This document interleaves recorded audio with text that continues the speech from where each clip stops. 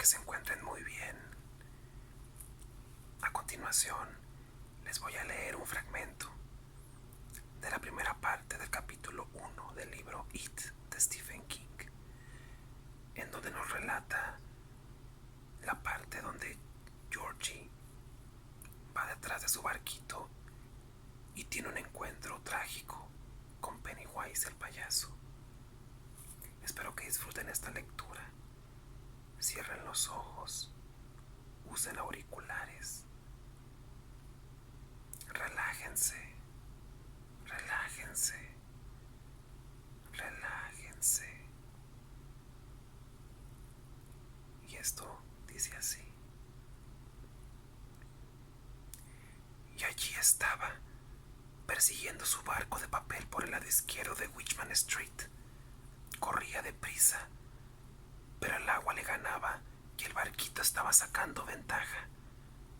Oyó un rugido y vio como 50 metros más adelante, colina abajo, el agua de la cuneta se precipitaba en una boca de tormenta que aún continuaba abierta. Era un largo semicírculo abierto en el bordillo de la acera, y mientras George miraba, una rama desgarrada con la corteza oscura y reluciente se hundió en aquellas fauces. Pendió por un momento y luego se deslizó hacia el interior. Hacia allí se encaminaba su barco. ¡Mierda!, chilló horrorizado. Forzó el paso y por un momento pareció que iba a alcanzarlo. Pero George resbaló y cayó despatarrado con un grito de dolor. Desde su nueva perspectiva, a la altura del pavimento, vio que el barco giraba en redondo 2 veces, atrapado en otro remolino antes de desaparecer. ¡Mierda y mierda!, volvió a chillar, golpeando el pavimento con el puño. Eso también le dolió y se echó a sollozar. ¡Qué manera tan estúpida de perder el barco! Se dirigió hacia la boca de tormenta y allí se dejó caer de rodillas para mirar el interior. El agua hacía un ruido hueco al caer en la oscuridad. Ese sonido le dio escalofríos. Hacía pensar en... exclamó de pronto y retrocedió. Allí adentro había unos ojos amarillos. Ese tipo de ojos que él siempre imaginaba, sin verlos nunca en la oscuridad del sótano. Es un animal, pensó. Eso es todo, un animal. A lo mejor un gato que quedó atrapado. De todos modos estaba por echar a correr a causa del espanto que le produjeron aquellos ojos amarillos y brillantes. Sintió la áspera superficie del pavimento bajo los dedos y el agua fría que corría alrededor. Se vio a sí mismo levantándose y retrocediendo. Y fue entonces cuando una voz razonable y bastante simpática, le habló desde adentro de la boca de tormenta. «Hola, George». George parpadeó y volvió a mirar. Apenas daba crédito de lo que veía. Era algo sacado de un cuento o de una película en donde uno sabe que los animales hablan y bailan.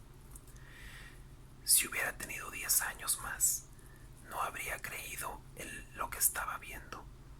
Pero no tenía 16, sino 6. En la boca de tormenta había un payaso.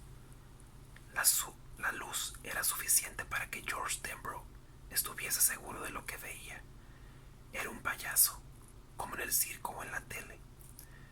Parecía una mezcla de Bozo y Clarabelle, el que hablaba haciendo sonar su bocina en Howdy Doody los sábados por la mañana. Buffalo Bob era el único que entendía a Clarabelle, y eso siempre hacía reír a George. La cara del payaso metido en la boca de tormenta era blanca. Tenía cómicos mechones de pelo rojo a cada lado de la calva y una gran sonrisa de payaso pintada alrededor de la boca. Si George hubiese vivido años después, habría pensado en Ronald McDonald antes que en Bozo en Clarabelle. El payaso sostenía en una mano un manojo de globos de colores, como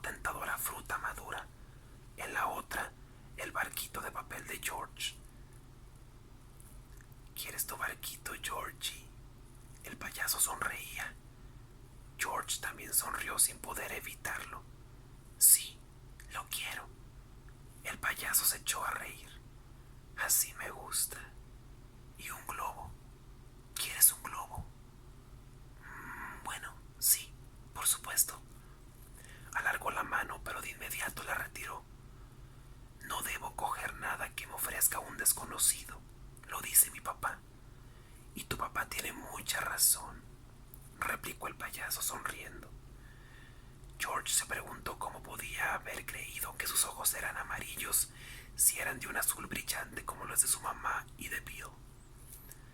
Muchísima razón, ya lo creo. Por lo tanto, voy a presentarme. George, soy el señor Bob Gray, también conocido como Pennywise el payaso. Pennywise, te presento a George Denbrough. George, te presento a Pennywise. Ahora ya nos conocemos. Ya no soy ni un desconocido y tú tampoco, ¿correcto? George soltó una risita. Correcto. Volvió a estirar la mano y a retirarla. ¿Cómo te has metido allí adentro?, preguntó Georgie. La tormenta me trajo volando, dijo Pennywise el payaso. Se llevó todo el circo. ¿No sientes olor a circo, George? George se inclinó hacia adelante. De pronto olía a cacahuates tostados y vinagre blanco, del que se pone en las patatas fritas. Y olía a algodón de azúcar, a buñuelos y también a estiércol de animales salvajes. Olía el aroma regocijante del aserrín y sin embargo, bajo todo eso olía a inundación, a hojas deshechas y a oscuras sombras en bocas de tormenta. Era un olor húmedo y pútrido, el olor del sótano. Pero los otros olores eran más fuertes. Sí, lo huelo, dijo. ¿Quieres tu barquito, George? Te lo pregunto otra vez porque no pareces desearlo mucho. Se lo enseñó sonriendo. Llevaba un traje de seda abolsado con grandes botones color naranja. Una corbata brillante de color azul eléctrico le caía por la pechera. En las manos llevaba guantes, grandes guantes blancos, como Mickey y Donald.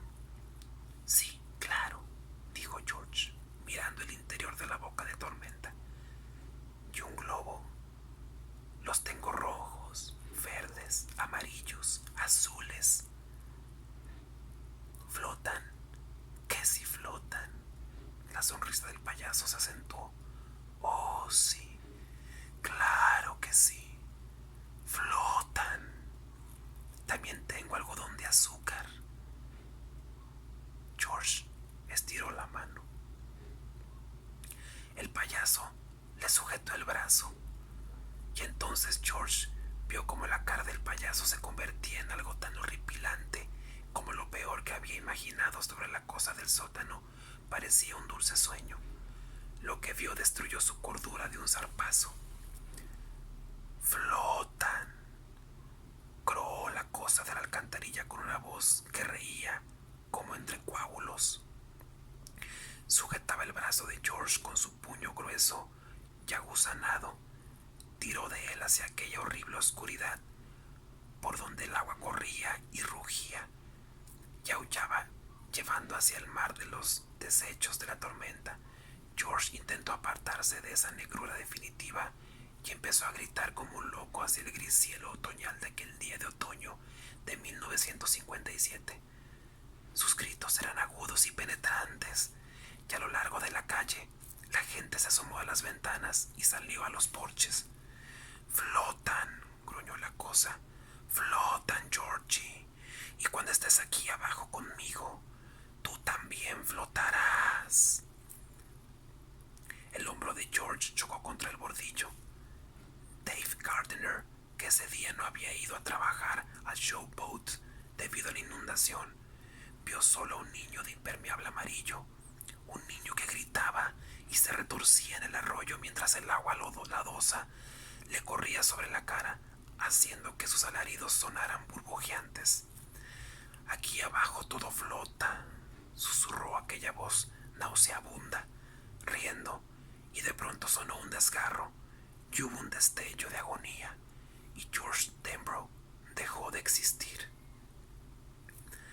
Dave Gardner fue el primero en llegar, aunque llegó solo 45 segundos después del primer grito. George Denbrough ya había muerto. Gardner lo agarró por el impermeable, tiró de él hacia la calle, y al girar el cuerpo de George, también él empezó a gritar. El lado izquierdo del impermeable del niño estaba de un rojo intenso. La sangre fluía hacia la alcantarilla desde el agujero donde había estado el brazo izquierdo.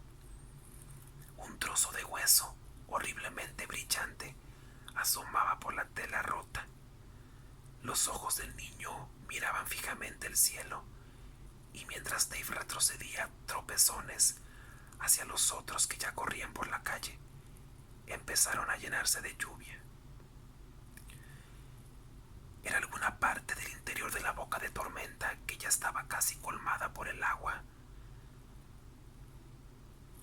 No podía haber nadie allí adentro, declararía más tarde el comisario del condado a un periodista del News de Derry, con frustración indescriptible. Nadie habría resistido aquella corriente brutal. El barquito de George siguió su veloz marcha por aquellas cámaras tenebrosas y por los largos corredores del cemento en los que el agua rugía y repicaba. Durante un rato corrió paralelo a un pollo muerto que flotaba con sus amarillentas patas apuntadas hacia el techo chorreante. Luego, en alguna confluencia al este de la ciudad, el pollo fue arrastrado hacia la izquierda, mientras el barquito de George seguía en línea recta. Una hora después, mientras a la madre de George le administraban una dosis de sedantes en la sala de guardia del hospital, y mientras Bill, el tartaja, aturdido, pálido y silencioso en su cama, escuchaba los ásperos sollozos de su padre en la sala donde la madre había estado tocando para Elisa, el barquito salió por un tubo de cemento como una bala por la boca de un revólver y navegó a toda velocidad por una zanja hasta un arroyuelo. Cuando se incorporó al hirviente y henchido río Penobscot, 20 minutos después, en el cielo empezaban a asomar los primeros claros de luz azul. La tormenta había pasado. El barquito se tambaleaba y se sumergía y a veces se llenaba de agua, pero no se hundió. Los dos hermanos lo habían impermeabilizado bien. No sé dónde acabó por naufragar, si alguna vez lo hizo. Tal vez llegó al mar y allí navegue eternamente, como los barcos mágicos de los cuentos. Solo sé que aún estaba a flote en el seno de la inundación cuando franqueó los límites de Derry, Maine, y allí abandonó esta historia para siempre. Para siempre.